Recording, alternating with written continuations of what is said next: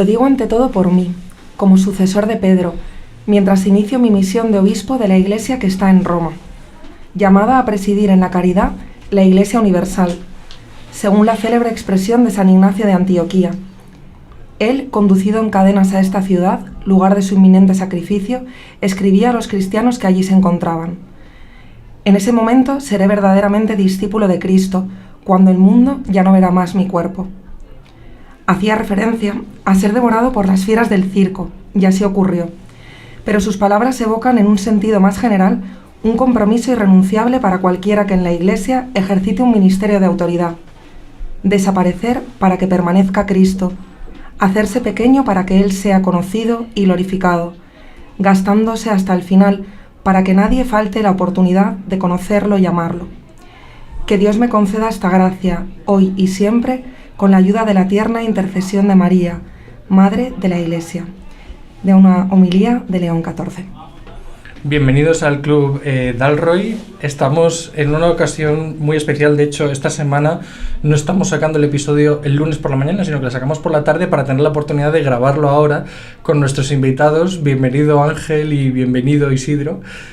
Invitados de honor y grandes amigos, que ya los conocemos mucho. Ángel Barón ha grabado muchas veces con nosotros y también Isidro ha estado delante de nuestros micrófonos una vez, así que bueno, los dos ya sabemos que son profesores de la Universidad Francisco de Vitoria. Además, Ángel, yo le tengo mucho respeto y se lo sigo teniendo porque durante bastantes años fue mi jefe, entonces y que luego es un gran sabio que sobre el tema que nos ocupa hoy sabe bastante. Y luego Isidro, además, tiene una grandísima experiencia en medios de comunicación, ha trabajado pues en la COPE, ha trabajado ha colaborado con muchísimas otras radios y cadenas en España, y vamos a hablar del tema más importante de la actualidad, que es la elección del Papa León XIV. Bueno, el legado del Papa Francisco, el cónclave y el nuevo Papa. Y yo creo que sería interesantísimo partir de la idea una idea que a muchos se les ha pasado desapercibida, sobre todo en los medios de comunicación, y es que el Papa es ante todo sucesor de Pedro, ¿no? Yo creo que es una idea que nos puede ayudar a hacer una correcta interpretación tanto del pontificado y del legado del Papa Francisco como de la misión que recibe ahora el Papa León XIV. Pero bueno, estamos completamente dispuestos a que nos contéis lo que nos queráis contar sobre todos estos temas. Hombre, es fundamental esa distinción que tú has hecho, porque como todo el mundo en el periodismo y en la política piensan que esto es una cuestión de parlamentarismo, no sé, de especie de debate acerca de quién debería ser la figura que representase a no sé quién, y pensando todo el mundo en esto de las deudas que se contraen con aquellos que te nombran cardenal, pues piensas, va a haber ¿qué es esto? ¿Una continuidad? ¿Una sucesión? O algo nada nuevo, porque si han sido nombrados por Francisco, no, estamos hablando de que es el sucesor de Pedro, y la figura de Pedro es otra cosa, no tiene nada que ver con un momento temporal de la historia de la humanidad en la cual una persona es encargada para que desempeñe una misión. Pedro es otra cosa, por eso yo empezaría por fundamentar quién es Pedro, ¿no? Si os parece. Pero, sí, genial. Claro. ¿Quién es Pedro? Pues ahora mismo el cardenal Prevost, León XIV. León XIV, tú eres Pedro. Exactamente. Y se supone que esa elección está fundamentada bíblicamente, ¿no? Porque está ahí San Juan 21 y sobre todo Mateo 16, que es el fundamento de la diferencia que hay entre cualquier otro apóstol y Pedro. Y por eso se habla de primado de Pedro, ¿no? Algo que es difícil de aceptar por otros hermanos nuestros, ¿no? Que no pertenecen a la Iglesia Católica, pero que es muy explícito en el Evangelio, ¿no? Ese pasaje de Mateo 16 es, si me permitís, hago una especie de pequeña exégesis. Sí. No es mía, es del padre Jean Galot en su Cristología. Pero él dice que en el Evangelio hay un momento determinado en el que se dice, precisando, que están en el monte de la Transfiguración, y dice 6 días después. Antes de la Transfiguración en Mateo, o sea, 6 días antes, ¿dónde estaban? Pues estaban en Cesarea de Filipo, en Banias. Y es una localización muy precisa que da el evangelista Mateo, porque tiene algo muy importante que decir esa localización. Y es, acaban de salir de Cafarnaún, ha hecho montones de milagros, ha curado muchísima gente, ha multiplicado los panes, etcétera, y Cristo necesita salir de ese contexto agobiante, ¿no? Y entonces decide llevarse a los discípulos a Banias. Banias es un lugar donde nace el Jordán. Ahora mismo no se puede ir, lleva muchos años sin poderse ir porque está cerca de la frontera con Siria y muy al norte, muy cercano al Líbano, y está evidentemente imposible ir, ¿no? Pero ahí nace el Jordán, hay aguas frescas todo el año, la temperatura baja, si en verano hace 45 grados en Tierra Santa, allí baja 15. Es un lugar que Filipo, Cesarea de Filipo, estaba dedicada para que el César tuviera allí sus vacaciones, ¿no? Pero es un lugar con una historia muy larga y muy importante para Israel, porque era el lugar por el cual iban al exilio a Babilonia para tocar el Éufrates y ya bajar por el Tigris y el Éufrates y bajar ya por agua, subir con agua dulce y bajar con agua dulce sin atravesar todo el desierto, ¿no? Entonces es un lugar muy interesante porque los judíos lo llaman los límites de la gentilidad. Ahí empieza la gentilidad, los goim. ¿Por qué se los lleva al territorio de los paganos Jesucristo? ¿Y en qué día se los lleva? Si 6 días después, dice Transfiguración, que es la fiesta de los tabernáculos o la fiesta del Sukkot, que para los hebreos es tan importante, y por eso en el monte del Tabor dice, montamos 3 tiendas, celebramos el Sukkot aquí.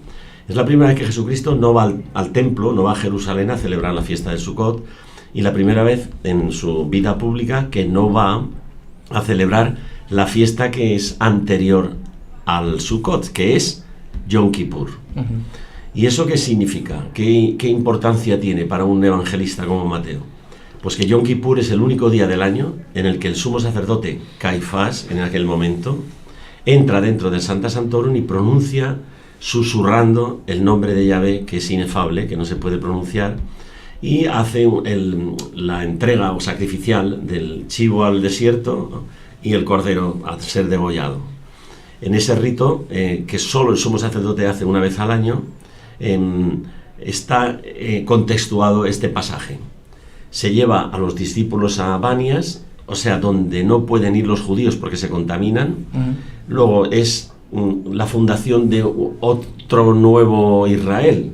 De hecho, utiliza la palabra eclesia, Jesucristo, cuando habla después con Pedro, funda mi iglesia, ¿no? Te voy a encargar de mi iglesia. Esa palabra eclesia, que aparece muchas veces en el Nuevo Testamento y en el Antiguo Testamento, también la usaban los esenios, significa la asamblea, una nueva asamblea que voy a constituir, ¿no? Pues, ¿dónde la constituye? En la gentilidad. Por lo tanto, ya no hay una pertenencia étnica del nuevo Israel. Primer punto. Segundo, el juego que hace Jesucristo, que es interesantísimo porque le pregunta a todos, ¿quién dice la gente que soy yo? Y entonces dicen unos que Juan Bautista, el otro es que el Mesías, el otro que no sé qué, y tal. Dice, pero vosotros, ¿quién decís que soy yo? Y salta Pedro, irrumpe, ¿no? Tú eres el Hijo de Dios vivo. Y se queda alucinado Jesucristo, porque dice, ¿cómo puede salir de ti esto si no te lo ha inspirado el Espíritu Santo? ¿No?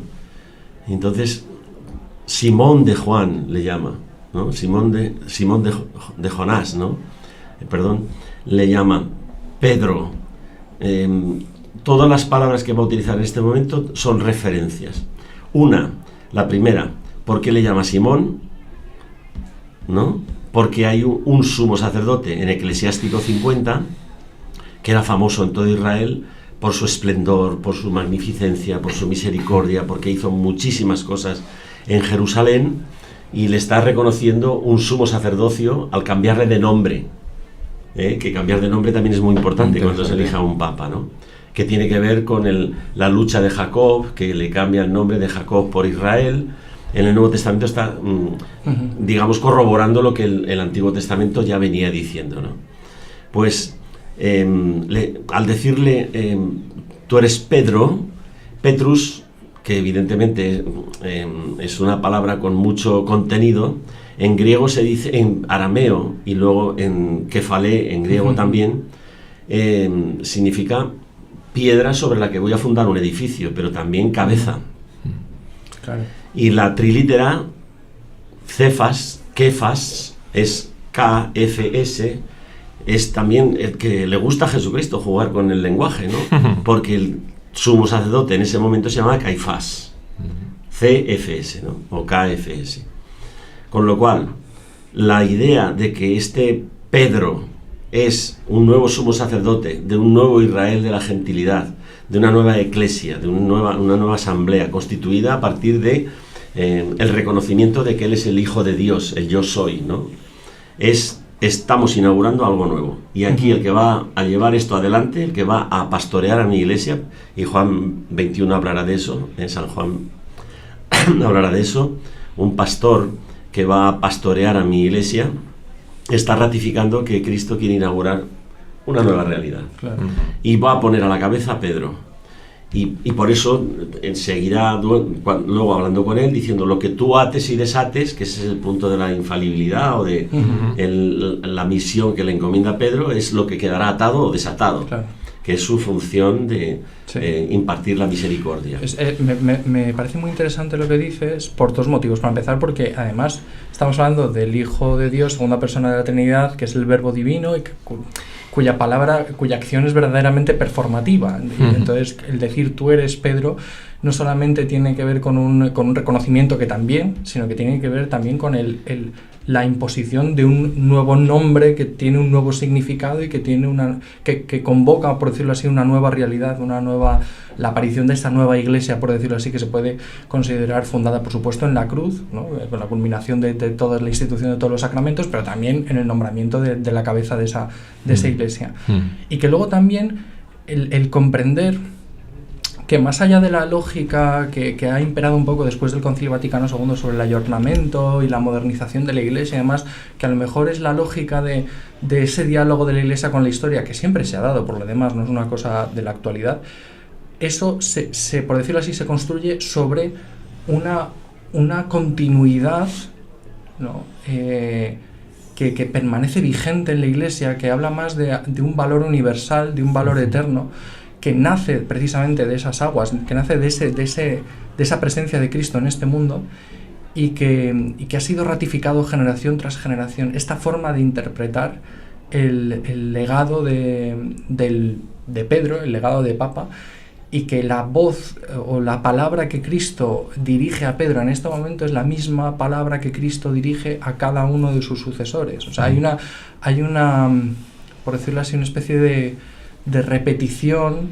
¿no? Que se da, que es real, ¿no? Cuando decía Isidro, tú eres Pedro, el Pedro es León XIV, es verdaderamente así, ¿no? O sea, estas mismas palabras, esta misma interpretación, exégesis que tú nos has hecho, es válida para interpretar el momento actual. Claro, porque es tradición viva, siempre renovada. Es verdad que es traditio, que es piedra, que es cabeza al mismo tiempo, pero es un edificio que, manteniendo lo esencial, esta tensión también existe en la propia historia del pensamiento, especialmente del pensamiento occidental, entre aquello que permanece y aquello que, teniendo claro cuáles son las bases, cuál es la esencia, ha de cambiar en la permanencia. Es decir, no todo es cambio. Esto es profundamente anticatólico, si creemos que todo es cambio, ¿eh? Porque entonces no hay piedra y de ahí para atrás. Es decir, es que no hay nada sobre lo que asentarnos. Y además, a menor tradición, más adición y más entregarnos a una supuesta novedad, ¿no? Entonces, cuando decimos que es tradición viva, la tradición es muy importante. Esta exégesis tan maravillosa que nos ha hecho Ángel tiene unas consecuencias muy concretas, ¿no? Que si mis amigos periodistas hubieran estado un poco más atentos en lo que decían al principio, pues quizás, no digo ya que hubieran escuchado la exégesis de Ángel, ¿no? Pero que no vendría nada mal, les vamos a pasar el Dalroy, ¿no? Sino si hubieran estado atentos a lo extraordinario que hay en lo ordinario de los ritos también eclesiales, se hubieran dado cuenta. Por ejemplo, Mateo 16, que lo ha citado, ¿no? Tú eres Pedro y sobre esta piedra edificaré mi iglesia. Bueno, puntos suspensivos. Y el mal no prevalecerá. En las primeras palabras del Papa, por León XIV, por cierto, es de la logia, desde el balcón, está esto: el mal no prevalecerá. Para un tiempo especialmente incierto, todos son tiempos, pero bueno, conocemos cuáles son nuestras incertidumbres, que él, por cierto, las encabalga con el final del 19, principios del 20, Papa León XIII, ¿no? Entonces, en estos momentos inciertos, el que aparezca como tradición viva, León XIV, tú eres Pedro, y lo primero que nos diga es, bueno, por supuesto, no es una paz cualquiera, es la paz de Cristo resucitado. Para este tiempo concreto sigue siendo válida la paz de Cristo resucitado. A partir de aquí, con ecos de San Juan Pablo II, lo citó 2 veces, no tengáis miedo, porque el mal no prevalecerá. Ya sé, y no les quito importancia, que se nos van los ojos y los oídos a la sinodalidad, a lo inmediato, porque nuestro tiempo tiene una memoria especialmente frágil. Pero es imposible interpretar los signos de nuestro tiempo, especialmente si hablamos del primado de Pedro y hablamos de un nuevo Papa en la Iglesia, sin hacerlo desde esta tradición, Entonces, el mal no prevalecerá, está ahí. Y es la buena noticia de que el mal no tiene la última palabra. Aquí luego entran las cuestiones humanas, las lógicas más pequeñas, políticas, incluso ideológicas.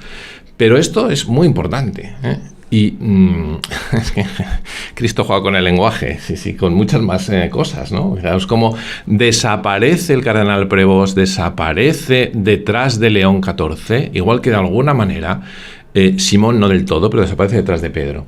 Ya no es Simón solo, si no entendemos que es Pedro, ¿vale? Ya no es Roberto, como le llaman sus amigos agustinos, ni siquiera el cardenal Prevost, ya es León XIV. Y entonces esto tiene una simbología profundísima de alguien que se coloca detrás, desaparece detrás del nombre para indicarle al mundo que deben mirar a otro, no a él. O mejor dicho, que mirándole a él deben ver a otro. Y bueno, son pistas a partir de la exégesis que explican que estos locos católicos que corren hacia la plaza de San Pedro porque han visto a una familia de gaviotas y en torno, en el momento que van el padre y la madre, que parecía una alegoría de la Sagrada Familia, con perdón de las gaviotillas, con el pequeñito, salen espantadas por el humo y miles de personas corren, ya están contentas, e incluso exultantes de alegría con el gran anuncio antes de saber que era el cardenal Prevost, que era Roberto Francisco, porque sabíamos que era Pedro. Esto que dices me encanta, Isidro, porque esta actualidad de la tradición, ¿no?, que es tan importante para entender bien la figura de Pedro, nos sitúa también en una visión evidentemente trascendente desde la fe, sin la cual no se puede entender nada de lo que ha ocurrido. Y creo que es lo que les ha fallado a los medios, ¿no? Que no han podido colocarse desde esta visión, que es la que nos da la lectura de lo que ha ocurrido allí dentro. O sea, que los cardenales realmente estaban a la escucha del Espíritu Santo y que acontece porque Dios está fuera del tiempo, ¿no? Que esto también tiene que ver con el hecho de que esta acción performativa de Dios actúe y se cuele. Y a mí me parecía precioso esto que has dicho, Isidro, que todos corrían hacia la plaza de San Pedro, los que estaban en Roma, nosotros corríamos en coche hacia casa para llegar a tiempo de encender el proyector, con una alegría ya dada. O sea, nuestra alegría no dependía de las palabras que pronunciara el camarlengo, o sea, de quién hubiese detrás de la fumata blanca, porque teníamos la certeza de que aquello a lo que íbamos a asistir era a la acción del Espíritu Santo. Quien hayan elegido los cardenales claramente es palabra de Dios para nosotros en este sentido, ¿no? Y me parecía muy bonito que nuestra alegría no estaba hecha de cálculos humanos, sino de ser testigos de lo que es una página, decíamos antes, de los Hechos de los Apóstoles, ¿no? Y vamos a asistir a la acción de Dios actuando a través de su Iglesia. Y a mí lo que me llama más la atención sobre la figura de Pedro que queremos comentar es quién es Pedro, porque ahora los vaticinios de lo que dijo cuando era Prevost, de lo que se supone que va a hacer, todo el mundo está ahí. ¿Y quién es este hombre? No sé, y como que anhelásemos que fuese según pensamos nosotros, o que de alguna forma fuera aquiescente con nuestras ideas acerca del mundo o lo que sea, o con las ideas de lo que tiene que ser un hombre o un papa o lo que sea. Y lo que es este hombre es como Pedro, débil, traidor, puede serlo, ¿no? Por supuesto. Porque nadie garantiza nada en absoluto, ¿no? Somos seres libres, elegidos para una misión y no dejamos de ser nosotros, como Pedro no deja de ser él. Y de alguna manera este Pedro impetuoso, este Pedro no sé qué, que hemos visto en otros papas con más énfasis en eso, en lo impetuoso, a lo mejor va a ser otro Pedro que tiene unas características distintas sin dejar de ser pecador, ¿no? Porque eso es importantísimo tenerlo en cuenta, que no es una especie de elegido para no sé qué perfección, sino elegido para una misión. Por eso otro énfasis que yo pongo en por qué le elige a él es lo que cuenta Juan 21, que es cuando se aparece después en el primado de Pedro, que los que hemos estado en Israel sabemos lo que significa esto, ¿no? A interrogarle con amor, ¿no? Ese exégesis que hace Benedicto XVI preciosa en Jesús de Nazaret sobre ese encuentro con Pedro, ¿no? Es fantástica, ¿no? Porque juega con los verbos de nuevo, ¿no? El agapeo, el fileo, el eros, etcétera, ¿no? El pasar de me amas Pedro a me quieres Pedro, es decir, solo pretendo de ti una amistad y luego ya tú corroborarás si quieres continuarla o no, pero yo no te voy a tener en cuenta tus traiciones, ¿no? Y lo recoge de alguna manera. ¿Por qué Pedro para mí es importante en debilidad? En un individuo que tiene sus pecados claros a la luz, en todo el Evangelio quedan claros sus pecados a la luz. No le revistamos de perfeccionismo porque eso sería absolutamente ilegítimo, ¿no? ¿Por qué? Pues porque con él yo me puedo sentir identificado. Y eso me libera muchísimo de la carga moral que me pondría sobre mis espaldas de pertenecer a una iglesia que tuviera que ser perfecta. Cuando la propia cabeza no lo es, no le puedo exigir que lo sea, sino que desempeña la función a la que ha sido llamada, ¿no? Es muy importante, por ejemplo, para mí el hecho, ya que es Agustino este papa, bueno, que era Agustino, porque ahora ya no es, aunque lo tenga grabado en el alma, y esa es su vocación, ¿no? El hecho de lo que decía San Agustín, ¿no? Que la iglesia es casta meretrix, ¿no? Casta y meretriz. Meretriz porque estoy yo y casta porque está Jesucristo, ¿no? Entonces este papa pues tendrá que darse cuenta de que lo que tiene delante es una iglesia compuesta de meretrices y a la vez de gente que tiene esa doble pertenencia, ¿no? A la castidad y a la prostitución. Porque es fantástico, porque tendrá que tener un lenguaje de misericordia como Pedro lo tiene a partir de conocerse a sí mismo débil. Y este hombre debe de conocerse a sí mismo débil, por lo que sabemos de él, ¿no?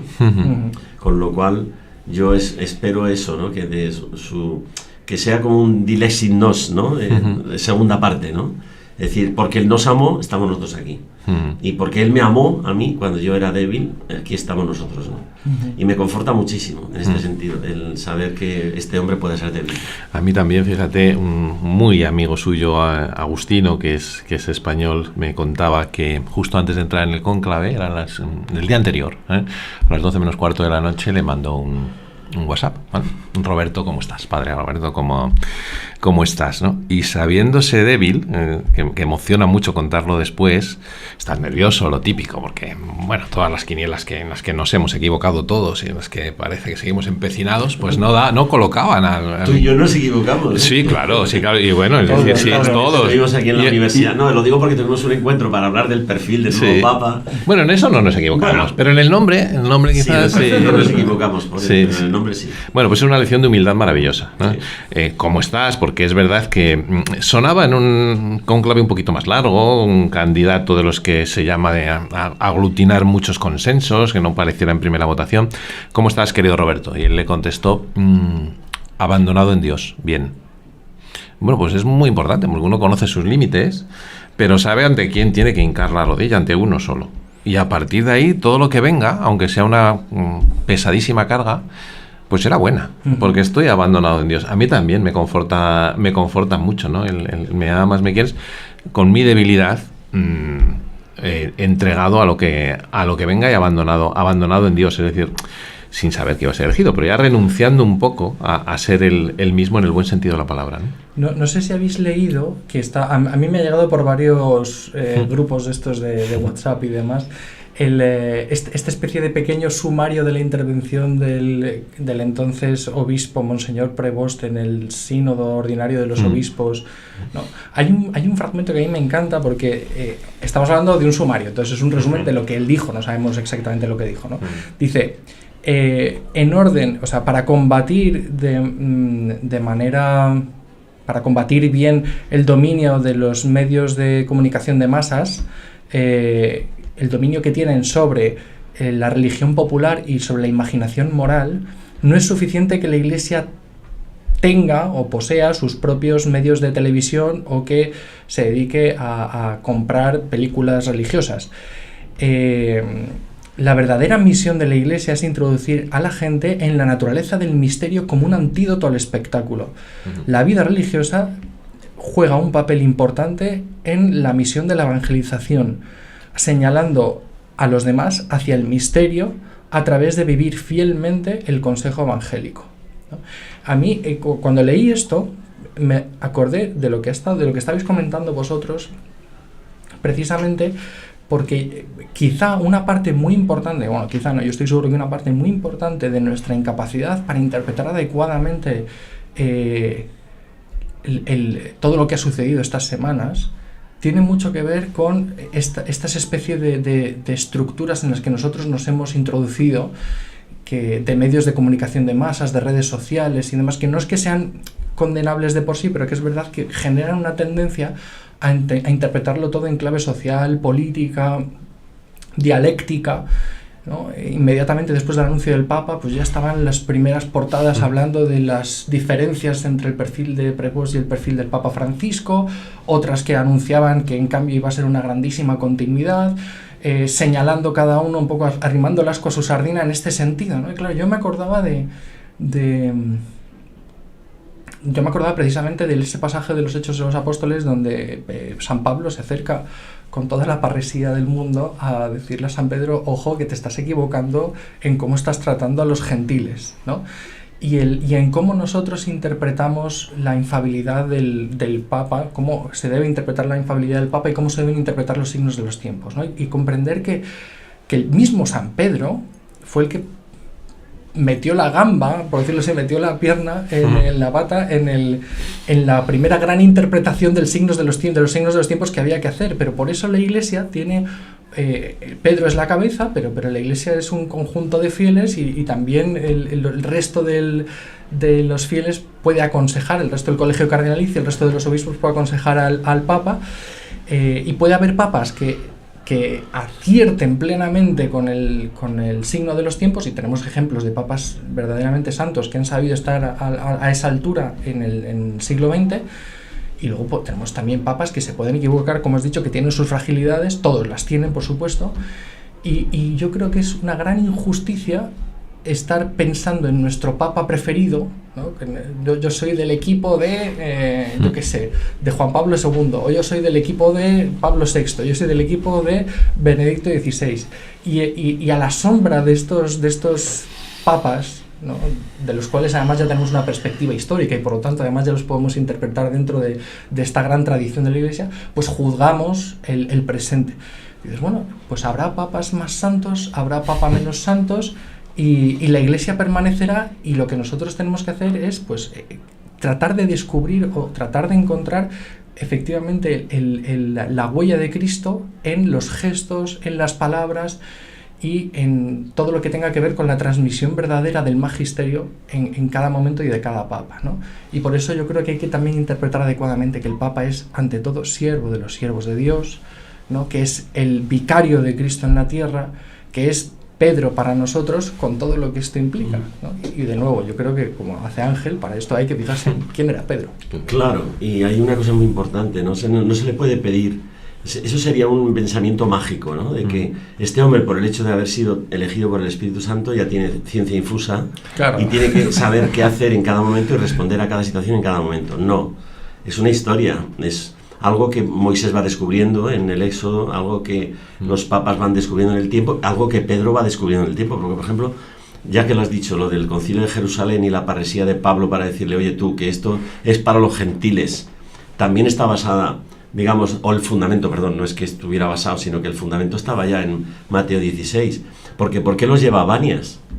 En Banias había sacrificios infantiles a Moloch, a Pan. Era un lugar pagano absoluto, era un lugar de asueto, pero también de prostitución y de culto a los ídolos con sacrificios infantiles. Y Jesucristo no tiene ningún rubor en asentarse allí para inaugurar su iglesia, su iglesia, ¿no?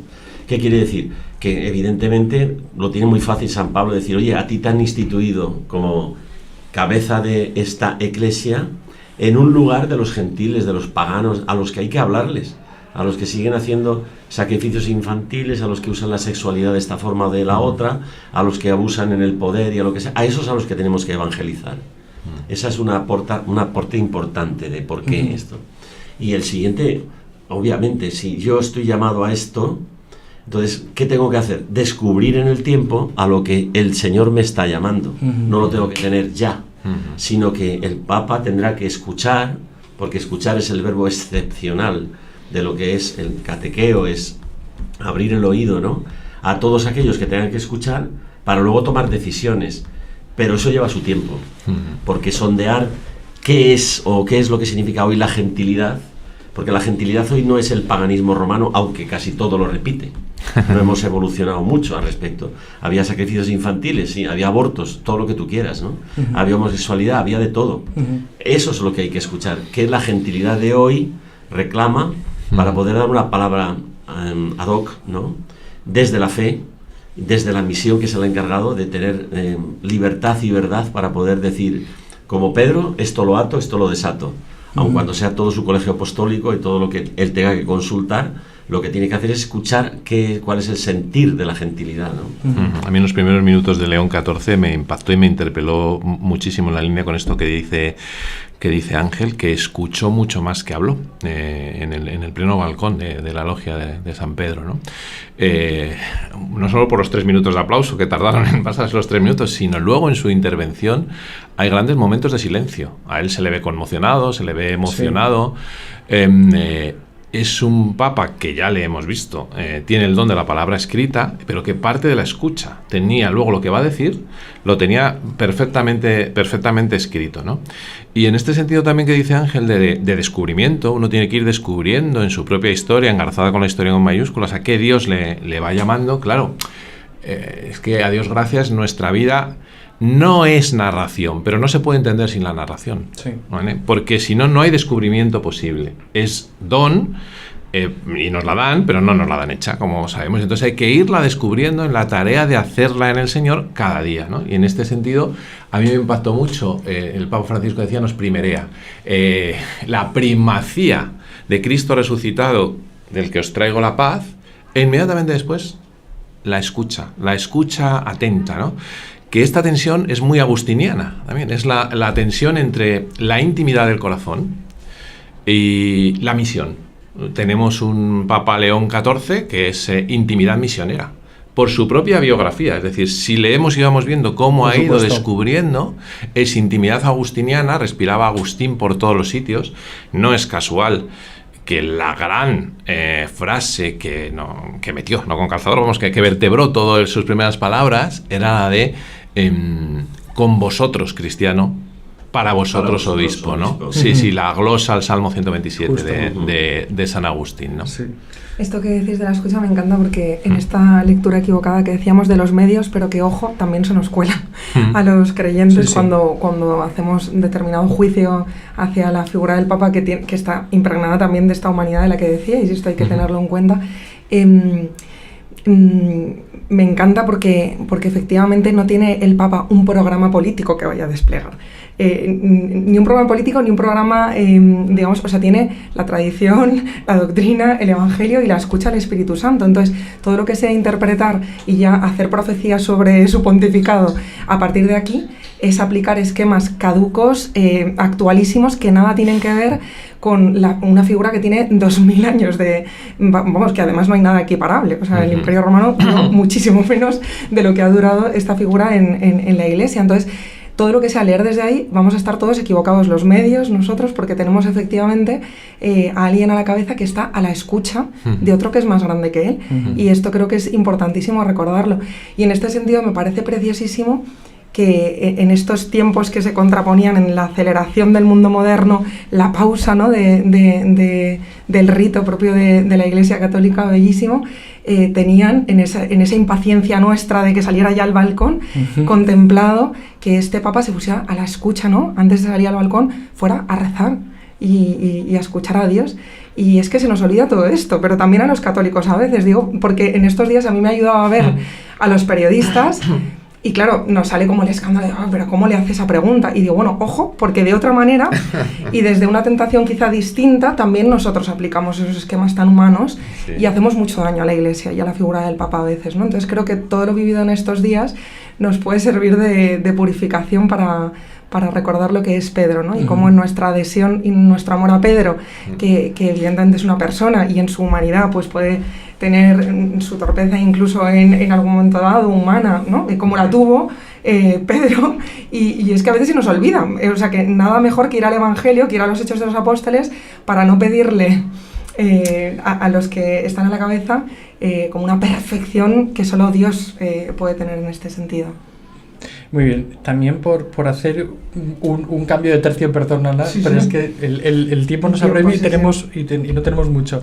Y a mí me interesaba que nos contaras, Isidro, bueno, también Ángel, por supuesto, otra, yo creo que es gran clave de interpretación de lo que, sobre todo el nombramiento del Papa León XIV, que es precisamente su agustinismo. O sea, sabemos que es agustino, sabemos que no todos los agustinos tienen por qué ser agustinianos, ¿no? A fin de cuentas es un carisma, es una orden religiosa que bebe de las aguas de San Agustín y, por supuesto, supone que todos tienen una reverencia espiritual y una dependencia de esa raíz, pero que esto no tiene por qué conformar necesariamente su pensamiento. En cambio, vemos que en el caso del Papa León, por el acceso que hemos tenido a sus declaraciones de años pasados y demás, pues efectivamente es un hombre que cita mucho a San Agustín.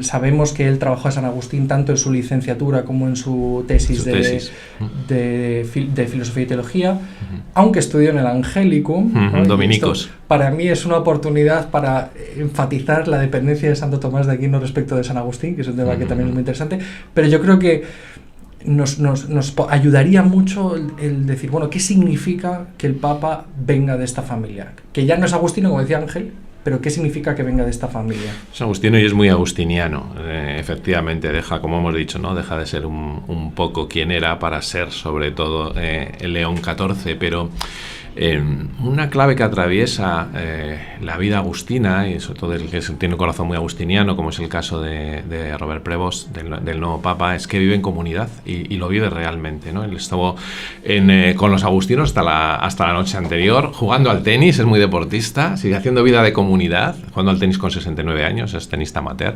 haciendo vida de continuidad, de comunidad, y los que le conocen y le conocen bien, hablan en esta casa nos gustaría decir mucho de que él admiraba a Benedicto XVI por sus catequesis, descubrió el gran Benedicto XVI, sus catequesis sobre San Agustín, ¿no? Las catequesis de los miércoles sobre San Agustín. Es un hombre de razón muy abierta, ¿no? En esta casa nos gustaría decir, porque es filósofo, es teólogo, ha estudiado filosofía, para hablar con más precisión, ha estudiado filosofía, ha estudiado matemáticas y es canonista, ¿no? En este, y además arqueólogo. Y además arqueólogo. Sí, claro. Entonces, bueno, esta es una primera dimensión junto a la vida comunitaria, ¿verdad? que no podemos olvidar, ¿no? Lo que pasa es que es, como todos ellos, pues un agustino muy, muy peculiar. Nos equivocamos porque pensamos que no iba a venir otro religioso después de un religioso, en eso también nos equivocamos, ¿vale? Pero es León, el amigo de Francisco de Asís, que es precioso, que estudia con los dominicos y que por lo tanto es un hijo de San Agustín, como dijo en el balcón, y es un hijo de su tiempo. Yo creo que los señores cardenales también le han elegido por esto, porque él ha mostrado, sobre todo sus 2 últimos años en Roma, al frente del dicasterio para los obispos, que tiene muy claro que su descubrimiento de qué quiere el Señor para él es trabajar la unidad en la verdad. En un momento en el que la verdad, con las posverdades de las que se hablan, no importa demasiado, o se ha convertido en irrelevante, y en un momento en el que no podemos rasgarnos las vestiduras con esto. Ángel ha hablado de pecado y de vulnerabilidad desde el propio Pedro, y ahí nos reconocemos, pero de divisiones en la Iglesia que son profundas. Y entonces yo creo que los señores cardenales, dándonos, no era el cardenal Parolín, pero era el cardenal Prevost, en la 4ª votación, nos mandan un mensaje de unidad, que los propios agustinos trabajan mucho. Insisto, recordemos que su lema, y esta también es una clave agustiniana muy interesante, lo conserva, su lema pontifical conserva el lema que tenía como obispo, que es: en aquel que es uno, nosotros que somos diferentes, somos uno. Es decir, la cuestión de la unidad, pero no una unidad cualquiera, sino una unidad en la verdad, ¿no? Este mismo lunes por la mañana, y eso que dicen que no, fíjate que agustiniano también, que no es un papa, que no va a ser un papa tan mediático, porque claro, pues la comparación es inmediata con Francisco, ya se ha reunido con los periodistas en Sala Estampa, ¿no? Y ha empezado por ahí: os admiro y admiro especialmente a aquellos de vosotros que estáis dispuestos a dar la vida por la verdad. Sé que la vuestra es una de las profesiones que se pone más en riesgo en aquellos lugares donde la libertad religiosa, un derecho fundamental para entender el resto de libertades, está en jaque. Entonces, bueno, a mí me parece que esta línea también es muy agustiniana. Y luego hay otra cosa que quisiera yo resaltar, ¿no? Lo mismo que Jesucristo le dice a Pedro, remitiéndole al sumo sacerdote de Eclesiástico 50, ese tal maravilloso sumo sacerdote que describe, es precioso, lo que describe de él, el haberse puesto León XIV remite a ese otro que hay detrás, que es León XIII, ¿no? Y yo veo que en el fondo está pensando en que lo mismo que León XIII con las encíclicas maravillosas de Rerum Novarum en un momento de la revolución industrial, que se suponía que era una catástrofe y que había que dar una palabra respecto a la explotación obrera, etcétera, porque era el contexto en el que estaban. ¿Qué se propone él?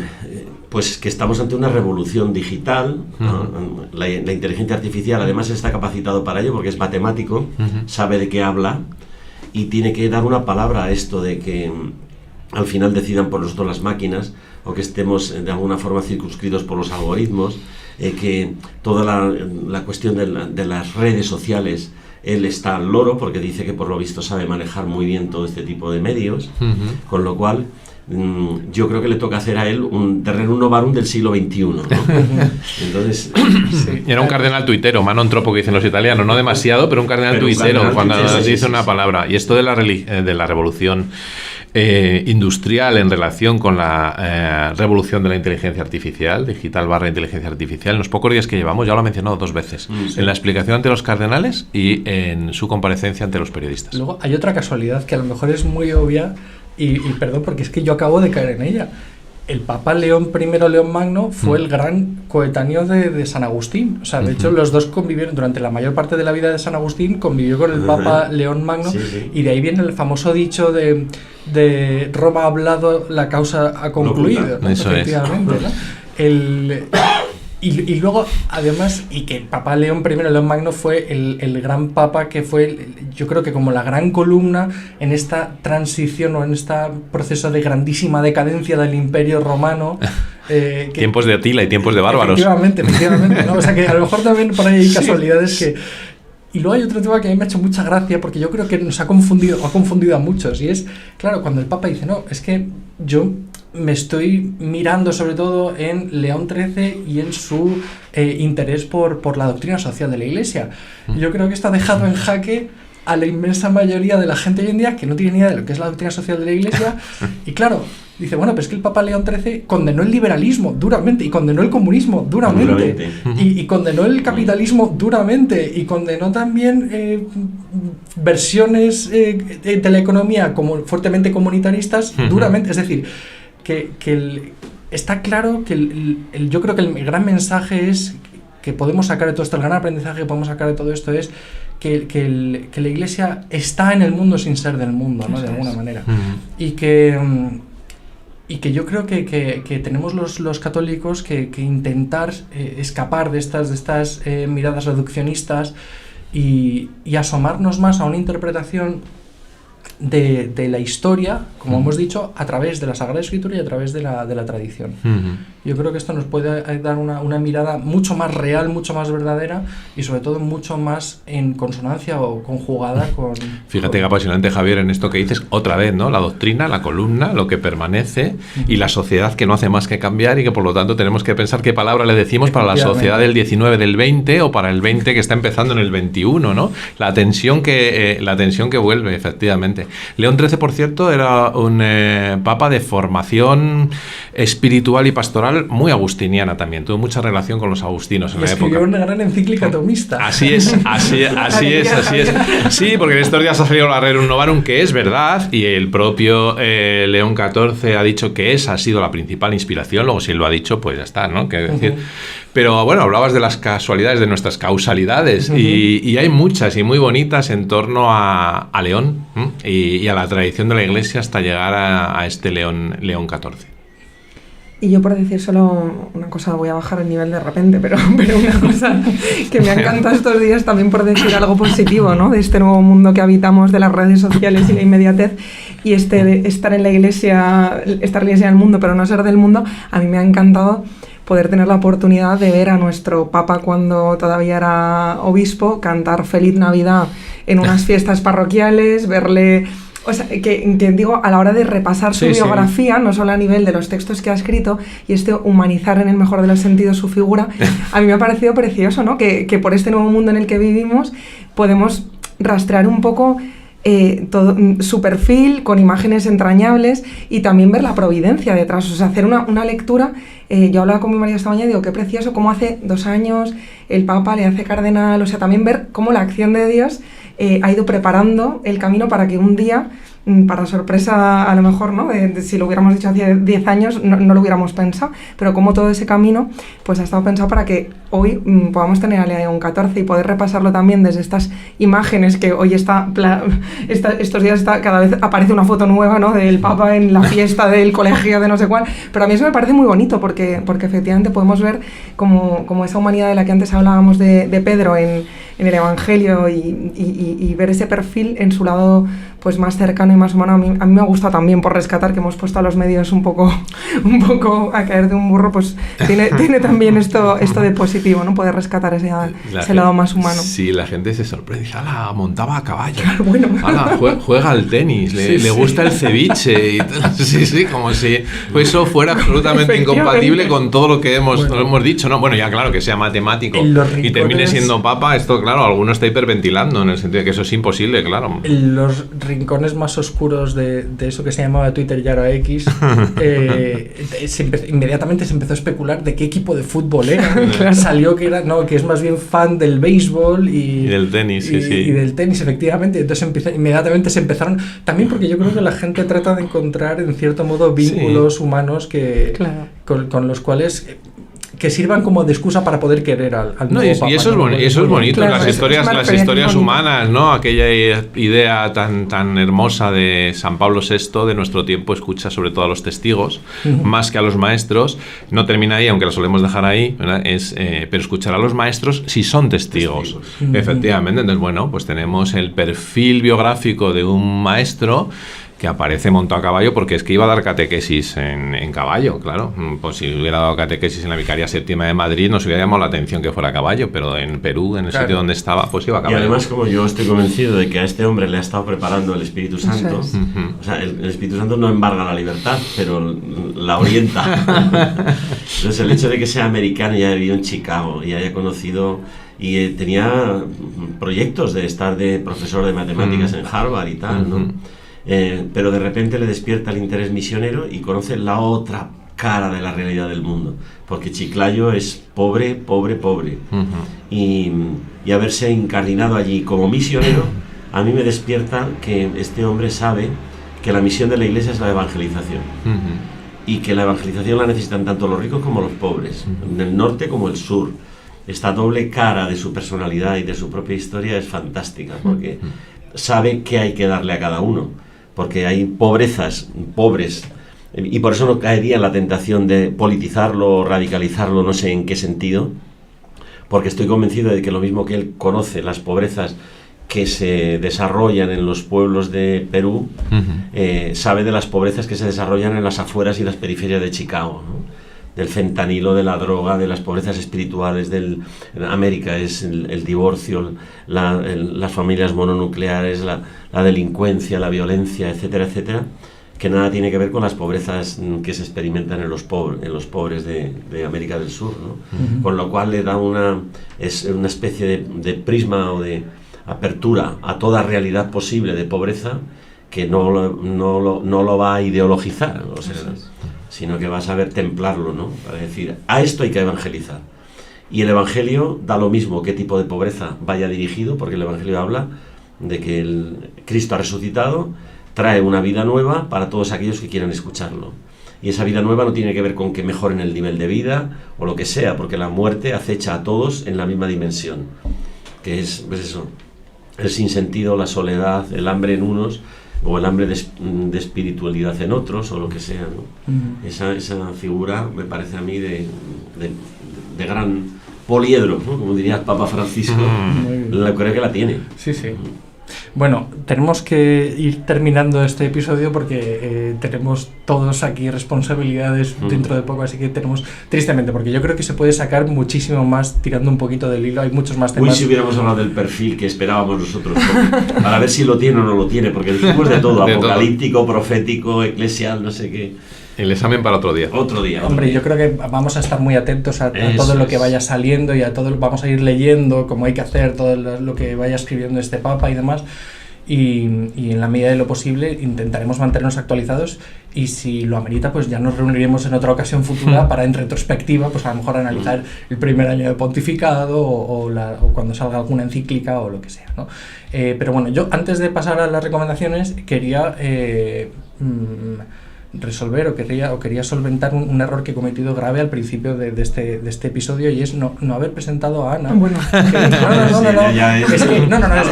es Dalroy, pero es que se nos acaba de reincorporar después de una baja de maternidad, ¿no? Con su hijo Felipe. Y una baja muy disfrutada. Sí, no muy disfrutada. Menos mal que estabais vosotros esperando que la ha mantenido alejada de los micrófonos y por eso es una verdadera alegría volver a contar con ella y esperemos que esta sea la primera de muchas que vayan a venir próximamente. No, sobre todo porque yo creo que la gente ya se aburre de escuchar siempre a los mismos y que haya voces, sobre todo una voz femenina que de un poco de la fácil de identificar, ¿no? Porque es la única voz femenina, no necesitaba presentación en este sentido. Pero al menos celebrar que hayas vuelto. Gracias, Javier. Así que pasamos si queréis a recomendar alguna cosa, no sé si tenéis en mente algún libro. Yo sí que recomendaría, porque creo que además está accesible en internet, la Cristología del padre Jan Galot, porque yo creo que todas las cosas hay que mirarlas desde la perspectiva bíblica. La Biblia es revelación y ahí está todo. Y si uno quiere saber quién es Pedro, hay que ir a escuchar a los sabios. Este hombre se ha pasado estudiando en Tierra Santa toda su vida, el quinto evangelio, que es la geografía, que es y no he visto nada más bonito que la exégesis que él hace sobre el pasaje de Mateo 16. Y luego recomendaría también el libro de Benedicto XVI, de Jesús de Nazaret. Yo creo que es fundamental, porque ahí hay este diálogo de Pedro en el primado, es fundamental para entender qué es la Iglesia, quiénes somos nosotros y quién es Pedro. Releerlo por lo menos el capítulo, ¿no? Pues desde Benedicto XVI, lo he dicho antes, a retomar las catequesis sobre San Agustín, los miércoles. Tiempo de volver a los clásicos, no me creo que haya algún oyente del Dalroy que no lo haya hecho, pero a leer las confesiones de San Agustín. Muy bien, hay que leer las confesiones de San Agustín. Y luego, dos encíclicas, Rerum Novarum, de la que está hablando todo el mundo, que no empieza en la doctrina social de la Iglesia, pero sí que es verdad que empieza la sistematización de la doctrina social de la Iglesia. Rerum Novarum sobre las cosas nuevas. Y Aeterni Patris, sobre la restauración de la filosofía cristiana conforme a la doctrina de Santo Tomás. También es de León XIII, así que... Javier está sonriendo para nuestros oyentes que lo sepan. Este ha sido un guiño a Javier. Yo digo, aquí estando con Javier hay que darle la Aeterni Patris. Se agradece. Eso es. Bien, estamos terminando ya este programa que nos encantaría poder seguir. De hecho, yo creo que nos hemos quedado con muchísimos temas pendientes. Podemos seguir tirando del hilo y aquí podríamos quedarnos todo el día hablando de todos estos temas tan interesantes. Pero tenemos que cerrar porque todos tenemos ocupaciones y lamentablemente pues el tiempo es el que es. Así que pues pasamos a la recomendación. No sé si nos podéis recomendar algo con lo que podamos dar continuidad a estas cosas que hemos estado hablando. Bueno, yo creo que como todo está en la Escritura y la Escritura es revelación, la mejor exégesis que yo he visto sobre el primado de Pedro es la del padre Jan Galot, que ha dedicado toda su vida y se ha dejado las pestañas estudiando esto en Tierra Santa, ¿no? Y su cristología es fundamental para la exégesis de Mateo 16. Y luego también recomendaría el capítulo de Jesús de Nazaret de Benedicto XVI, del diálogo de Pedro con Jesucristo en el primado, ¿no? Que es fundamental entenderlo. De qué se trata la elección de alguien como Pedro para ser el primero en la Iglesia y que Jesucristo tiene en mente, claro.